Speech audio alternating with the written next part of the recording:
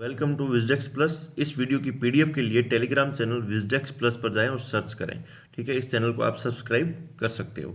तो कल हमने एक सवाल छोड़ दिया था, दो सवाल पीछे छोड़ दिए थे कि बीएसएफ का महानिदेशक किसे नियुक्त किया गया है।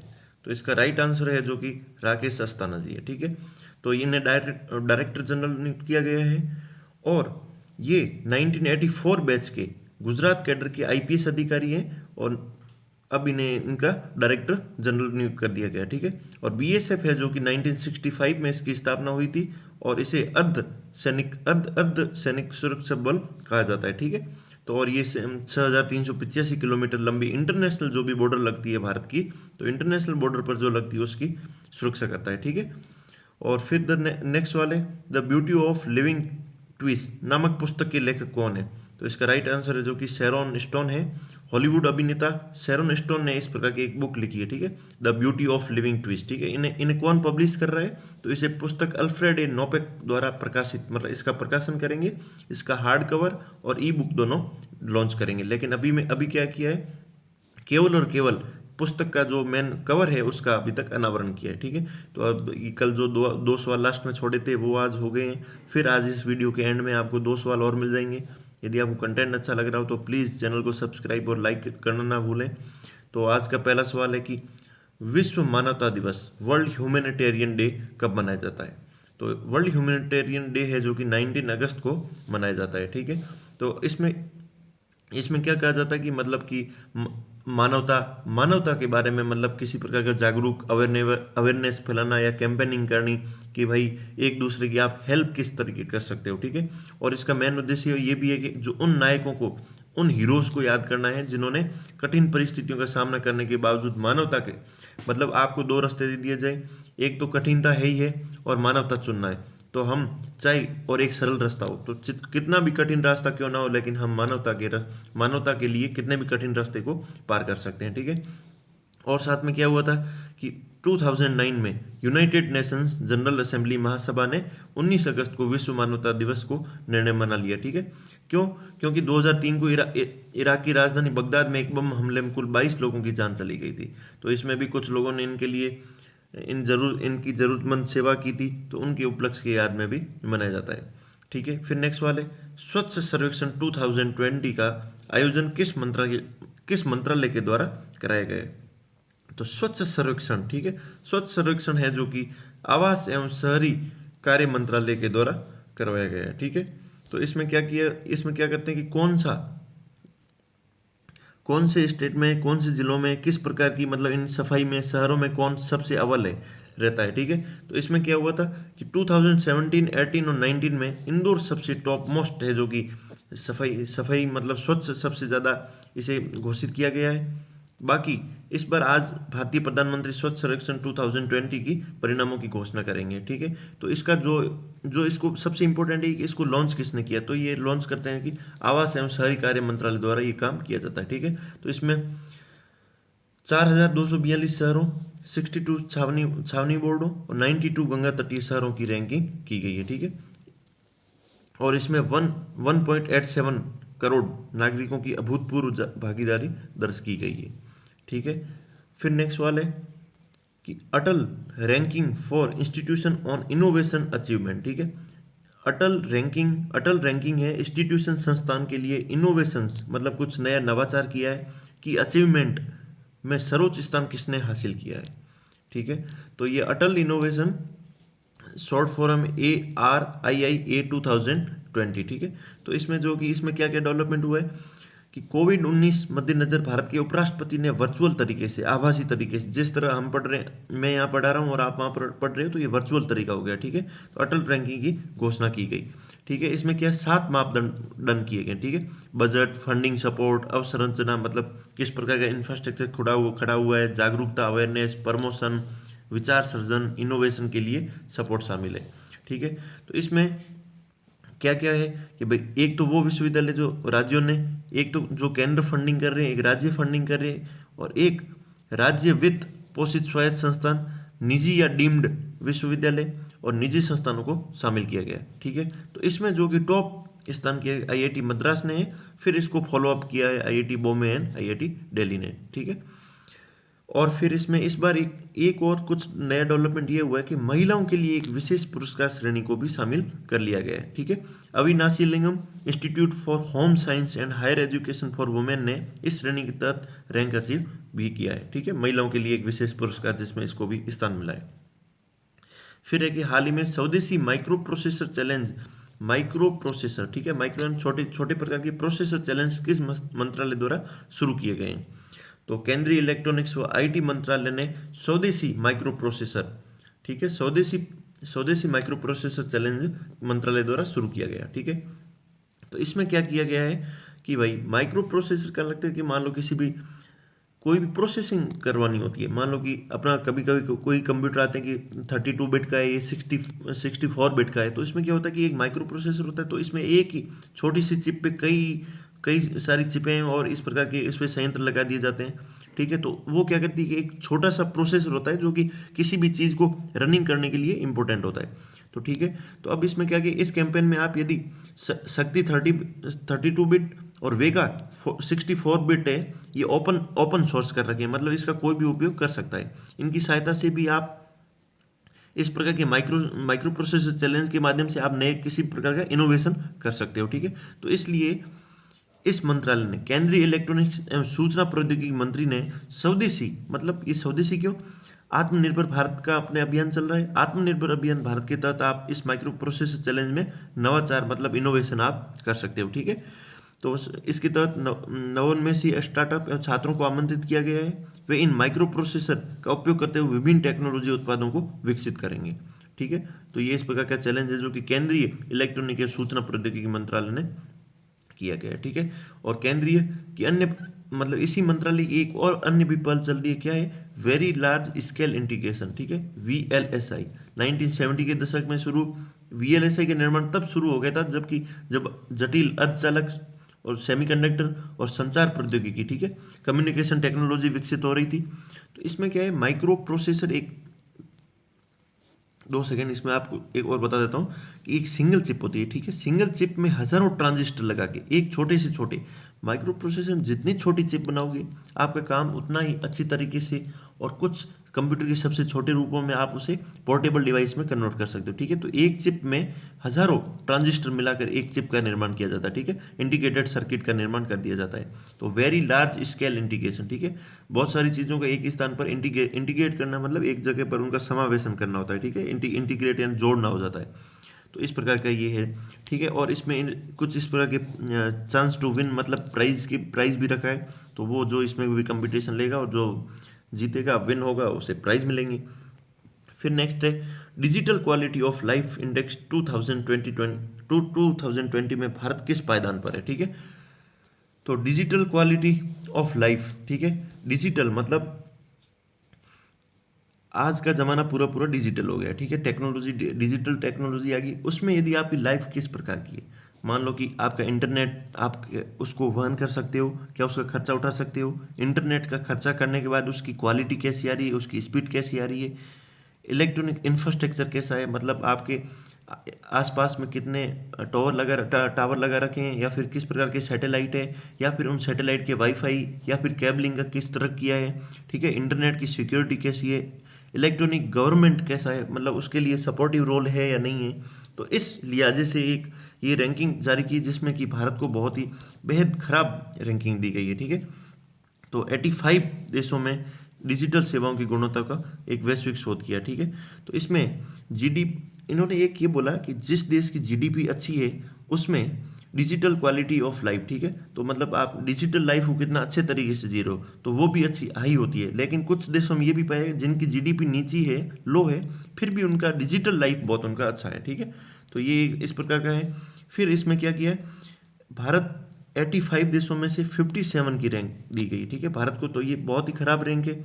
आप ये सोच रहे होंगे कि ये इंटरनेट सस्ता है, लेकिन केवल इंटरनेट सस्ता होने की भी बात नहीं है। ठीक है, तो उसमें क्या होता है कि इंटरनेट अफोर्डेबल, कितने लोग उसे एक्सेस कर सकते हैं, इंटरनेट की क्वालिटी क्या है, इलेक्ट्रॉनिक का इंफ्रास्ट्रक्चर कैसा है। ठीक है, साथ ही में इलेक्ट्रॉनिक गवर्नमेंट कैसी है, how advance and digital government service and electronic security कैसी है। ठीक है, तो इस प्रकार की भारत की रैंक बहुत ही लो है। बाकी 10 देशों में से टॉप 10 की रैंकिंग आई, उसमें से 7 तो यूरोप के हैं। ठीक है, जिसमें से डेनमार्क सबसे टॉप पोजीशन पर है। फिर बाकी इंटरनेट से रिलेटेड भारत की सरकारी पहलें क्या है। एक तो है कि भारत नेट कार्यक्रम, इसमें क्या है 2.5 लाख ग्राम पंचायतों को ऑप्टिकल फाइबर नेटवर्क स्थापित करना है। बाकी भीम ऐप तो आप जानते ही हो, यूपीआई के लिए सबसे बेसिक है। मतलब इस भीम भीम ऐप के माध्यम से आप यूपीआई को चला सकते हो। ठीक है, बाद में डिजी लॉकर है, यहाँ पर आप अपने क्लाउड बेस पे काम करता है, सारे डॉक्यूमेंट इसमें अपलोड कर सकते हो। डिजिटल इंडिया प्रोग्राम में क्या है कि ज्ञान आधारित परिवर्तन करने के लिए एक समग्र पहल है। और ई क्रांति में क्या है, ये इसी का पार्ट है कि इसमें 2.0 है कि पहला एक सबसे एक मेन ई क्रांति लानी है, किसके में, डिजिटल इंडिया प्रोग्राम के अंदर ई क्रांति लानी है। ठीक है, फिर नेक्स्ट वाले, गुजरात के किस शहर के 2 फ्लाईओवर अरुण जेटली और सुषमा स्वराज के नाम पर थे। तो ये कौन से शहर में है, तो ये अहमदाबाद में। ठीक है, तो अहमदाबाद में दो फ्लाईओवर पुलों का नाम स्वर्गीय अरुण जेटली और सुषमा स्वराज के नाम पर रखा गया है। ठीक है, तो ये इसमें इनका है कि इनकम टैक्स सर्कल अहमदाबाद में फ्लाईओवर ब्रिज का नाम अरुण जेटली फ्लाईओवर रखा है। अंजलि क्रॉस रोड पर फ्लाईओवर का नाम सुषमा स्वराज ब्रिज होगा। नेक्स्ट वाले कि हाल ही में झारखंड सरकार ने नया राज्य प्रतीक चिन्ह पेश किया है, किस पशु का है। तो ये है जो कि भारतीय हाथी का है, इनका नहीं है। ठीक है, तो भारतीय हाथी का है जो कि इनका राज्य प्रतीक चिन्ह है। ठीक है, तो इन झारखंड में ऑलरेडी हाथी झारखंड का राजकीय पशु भी है। ये लोगों के राज्य की वास्तविक भावना को दर्शाता है। ठीक है, तो द्रौपदी मुर्मू झारखंड की राज्यपाल और झारखंड के मुख्यमंत्री हेमंत सोरेन ने नया राज्य प्रतीक पेश किया। ठीक है, और ये 15 अगस्त 2020 से लागू हुआ है। फिर नेक्स्ट वाले, हाल ही में किस देश के तट के निकट जापानी जहाज MV वाकाशियो से तेल का रिसाव, मतलब ऑयल स्पिल हो गया। ठीक है, कौन से जहाज से, कौन से देश में हुआ। तो इसका राइट आंसर है जो कि जो भी इसका मतलब सॉरी इसका जो राइट आंसर है जो कि मॉरिशस है। ठीक है, तो ये अफ्रीका महाद्वीप, मेडागास्कर और मॉरिशस। ठीक है, इसके पास में मॉरिशस की लोकेशन है। तो इसमें भारत ने इनकी हेल्प की है सागर मिशन के तहत। सागर क्या मिशन है, security and growth for all the region, मतलब इस हमारे आसपास के क्षेत्र की सिक्योरिटी की भी ध्यान रखना है और उसका ग्रोथ भी हो। उसके तहत भारत ने कहा कि मॉरिशस में जो ये तेल ऑयल स्पिल हो गया है, तो इससे हम बचाव करने के लिए इन्होंने अपने 10 सदस्यीय विशेषज्ञ प्रदूषण प्रतिक्रिया टीम को यहाँ पर भेजा गया है। ठीक है, तो यदि ऑयल स्पिल को नहीं हटाया तो फिर यहाँ पर जो समुद्र की जो भी वनस्पति या फिर जो भी इकोसिस्टम है वो नष्ट हो जाएगा, तो उसे हमें वापस कवरेज करना जरूरी है। फिर नेक्स्ट वाला, केंद्र सरकार ने किस वर्ष तक पेट्रोल के 10% जैव इथेनॉल सम्मिश्रण को प्राप्त करने का, मतलब पेट्रोल में है कि ब्लेंडिंग करेंगे, मतलब मिक्स करेंगे 10% इथेनॉल को। ठीक है, ये बायोफ्यूल है, मतलब 10% इथेनॉल को मिला दिया जाएगा। तो इसका राइट आंसर है जो कि 2022 तक इनका 10% का इन्होंने टारगेट किया है। ठीक है, तो सरकार ने 2022 तक 10% जैव इथेनॉल सम्मिश्रण और इथेनॉल कार्यक्रम के तहत 2030 तक इसे, और मतलब अभी 2022 तक 10% करना है और फिर इसे बढ़ाकर 2030 तक है जो कि 20% तक करना है। ठीक है, किसके तहत, राष्ट्रीय जैव ईंधन नीति 2018 के अनुसार इसे लॉन्च किया गया है। ठीक है, फिर अभी 10 अगस्त 2020 को विश्व जैव ईंधन दिवस आत्मनिर्भर भारत की ओर जैव ईंधन के साथ मनाया। ठीक है, नेक्स्ट वाले, हाल ही में किन 2 देशों ने अब्राहम अकॉर्ड नामक ऐतिहासिक शांति समझौते पर सहमति जताई। ठीक है, अब्राहम को मानने वाले 3 धर्म फॉलो है। ठीक है, जुडिज्म, इस्लाम और क्रिश्चियन, ये अब्राहम को अपना सबसे प्रमुख धर्मगुरु मानते हैं। तो इसमें जो कि इस नाम, तो अब तो फिर सही है कि यूएई और इजराइल। ठीक है, यूएई और इजराइल ने अब्राहम अकॉर्ड नामक शांति ऐतिहासिक समझौता किया है। तो इनके मध्यस्थता इसमें किसने की थी, संयुक्त राज्य अमेरिका के राष्ट्रपति डोनाल्ड ट्रंप द्वारा की गई थी। ठीक है, तो इसमें संयुक्त अरब अमीरात और इजराइल के प्रधानमंत्री बेंजामिन नेतन्याहू ने मिलके, मतलब कि हम अब एक दूसरे देश को, मतलब ये हुआ कि यूएई ने मान्यता प्रदान कर दी कि इजराइल नाम का भी एक देश है। इससे पहले यूएई कभी नहीं कहता था कि इजराइल नाम का एक देश है, वो कहते थे इजराइल ने फिलिस्तीन की जमीन को हड़पा लिया है। अब इनके बीच में समझौता ये हुआ है कि भाई ये इजराइल है जो कि फिलिस्तीन पर और ज़्यादा अतिक्रमण नहीं करेगा। ठीक है, फिर मतलब अब इन एक दूसरे देशों में इनकी एम्बेसी स्टैब्लिश की जाएगी, ट्रेड भी एक दूसरे में बढ़ेंगे और एक दूसरे देश को मान्यता प्रदान करेंगे। ठीक है, तो अरब वर्ल्ड में है जो कि यहाँ पर सबसे एक मिस्र और जॉर्डन, और अब तीसरा यूएई जो इसने इजराइल को मान्यता दे दी है। ठीक है, मिस्र जॉर्डन और तीसरा अरब राष्ट्र है इजराइल। ठीक है, मतलब यूएई ने इसको तीसरी मान्यता दे दी है। फिर नेक्स्ट सवाल है, फ्लिपकार्ट ने किस आईआईटी के साथ उद्योग पर केंद्रित अनुसंधान के समर्थन हेतु एमओयू पर, देखो एक दिन मैंने फिर पहले आपको बताया था कि एमओयू क्या होता है, मेमोरेंडम ऑफ अंडरस्टैंडिंग, ठीक है। अंडरस्टैंडिंग किन के बीच में, दो देशों के बीच में, दो पार्टियों के बीच में, दो या दो से ज़्यादा पार्टियों के बीच में एक ऐसा मतलब अंडरस्टैंडिंग बनाई जाती है कि हम कोई भी काम करेंगे तो उस मतलब मान लो कि हमें इस इतने एरिया में काम करना है, तो इस एरिया में किस प्रकार काम करेंगे, क्या रणनीति होनी चाहिए, इस काम का आउटकम कैसे होगा, इस आउटकम के जिम्मेदार कौन होंगे, तो वो इस सारे के एमओयू में पहले ही डील डन कर ली जाती है, ठीक है। तो इसका राइट आंसर है जो कि आईआईटी पटना, फ्लिपकार्ट ने आईआईटी पटना के साथ में इस प्रकार का एक समझौता किया। इसमें क्या होगा, आर्टिफिशियल इंटेलिजेंस, ठीक है। आर्टिफिशियल इंटेलिजेंस क्या होती है, मान लो एक अपनी प्राकृतिक बुद्धि और एक मशीनों की बुद्धि, तो मानव ने अपने प्राकृतिक बुद्धि का इस्तेमाल करते हुए मशीनों में एक प्रकार की कृत्रिम बुद्धि डाल दी गई, ठीक है। फिर प्राकृतिक भाषा प्रसंस्करण और मशीन लर्निंग, ठीक है, मशीन लर्निंग जैसे ये सारे के सारे फोर्थ इंडस्ट्रियल रिवोल्यूशन का माने जाते हैं। तो मशीन लर्निंग, फिर एआई, आर्टिफिशियल इंटेलिजेंस और प्राकृतिक भाषा के बीच में इनका अनुसंधान करेंगे। उस भारतीय क्रिकेटर का नाम बताइए जिसे ओकले का ब्रांड एम्बेसडर नियुक्त किया गया है। तो इसका राइट आंसर है जो कि रोहित शर्मा है। रोहित शर्मा पर एक कल ही हमने न्यूज़ पढ़ी थी, रोहित शर्मा को एक पुरस्कार दिया गया। आप मुझे कमेंट बॉक्स में बताएंगे कि वो कौन सा पुरस्कार इन्हें दिया गया है। फिर नेक्स्ट सवाल है, उप कप्तान रोहित शर्मा को 2 साल की अवधि के लिए ओकले स्पोर्ट्स ब्रांड के नाम पर एम्बेसडर के रूप में नियुक्त किया गया है, ठीक है। फिर नेक्स्ट सवाल है, जैविक किसानों की संख्या के आधार पर भारत की रैंक क्या है। मतलब किसी भी देश में जो कि जैविक रूप से खेती करते हैं उसमें भारत की रैंक क्या है, ठीक है। जैविक खेती के तहत क्षेत्र मामले में 9वां स्थान है कि भाई कितने एरिया पर खेती की जाती है, उसमें तो हमारे 9th पोजीशन है। लेकिन किसान किसान कितने जैविक खेती करने वाले किसानों की संख्या कौन सा देश है, तो उसमें हम पोजीशन बनाते हैं फर्स्ट, ठीक है। दुनिया का सिक्किम पूरी तरह से जैविक बनने वाला दुनिया का पहला राज्य था, ठीक है। फिर अब इसमें हम बता ही दिया कि 9वें स्थान पर है, लेकिन किसान है जो कि फर्स्ट स्थान पर है, ठीक है। अब फिर नेक्स्ट सवाल है, किस देश ने कोविड-19 पता लगाने के लिए सलाइवा डायरेक्ट नामक का एक रैपिड सलाइवा टेस्ट को मंजूरी दी है। तो इसमें इसमें क्या करेंगे, केवल लार के नमूने को उपयोग करके कोविड-19 का पता लगाया जाएगा, ठीक है। एफडीए ने हाल ही में कोविड-19 का पता लगाने के लिए एक रैपिड सलाइवा टेस्ट को मंजूरी दे दी है, ठीक है। फिर नेक्स्ट सवाल है, हाल ही में समाचार देखी गई अटल सुरंग किस राज्य में स्थित है। तो अटल सुरंग है जो कि जम्मू कश्मीर, हिमाचल प्रदेश, उत्तराखंड या सिक्किम में। तो इसका अटल सुरंग है जो कि हिमाचल प्रदेश में, ठीक है। तो इसमें क्या किया है, हिमाचल प्रदेश में जो कि कुल्लू मनाली का हाईवे है, लेह मनाली जो राजमार्ग जाता है, इसमें इसके पास में क्या एक पीर पंजाल रेंज पड़ती है, ठीक है। ये सारी हिमालय में जो पर्वतें हैं, पर्वतों की श्रेणियां, उनका नाम दे रखा है। तो पीर पंजाल रेंज में रोहतांग पास है, ठीक है। उस रोहतांग पास के नीचे से इस रेंज को बनाया गया। एक बार वापस सुन लीजिए कि हिमालयन रीजन में पीर पंजाल है, पीर पंजाल में इधर पीर पंजाल के अंदर एक रोहतांग दर्रा, रोहतांग पास जाता है, तो उसके नीचे एक इस प्रकार की एक सुरंग का निर्माण किया जाएगा, ठीक है। ये इसकी हाइट कितनी है, समुद्र तल से, मतलब जो समुद्र का सबसे अपने ऊपरी परत देखते हैं, तो उसमें से 3100 मीटर की ऊंचाई पर स्थित है, ठीक है। इस सुरंग की लंबाई कितनी होगी, 8.8 किलोमीटर, ठीक है। ये इंपोर्टेंट क्यों है, ये सियाचिन ग्लेशियर और अक्साई चीन में, जिस पर अभी चाइना ने कब्जा कर रखा है, तो उसमें वहाँ पर हम हमारे इस क्षेत्र की सैन्य जो भी सेना को जिस प्रकार की जरूरत होगी वो इस पास के माध्यम से दे सकेंगे, ठीक है। तो हिमाचल के मुख्यमंत्री जयराम ठाकुर ने घोषणा की कि प्रधानमंत्री नरेंद्र मोदी अंत तक अटल सुरंग का उद्घाटन करेंगे, सितंबर 2020 के अंत तक। तो इसका राइट आंसर है जो कि हिमाचल प्रदेश है। भारतीय फिजिशियन रवि सोलंकी को किस देश का राष्ट्रपति पुरस्कार मिला है। भारतीय फिजिशियन रवि सोलंकी को किस देश का, तो इसका राइट आंसर है जो कि ब्रिटेन को, ठीक है।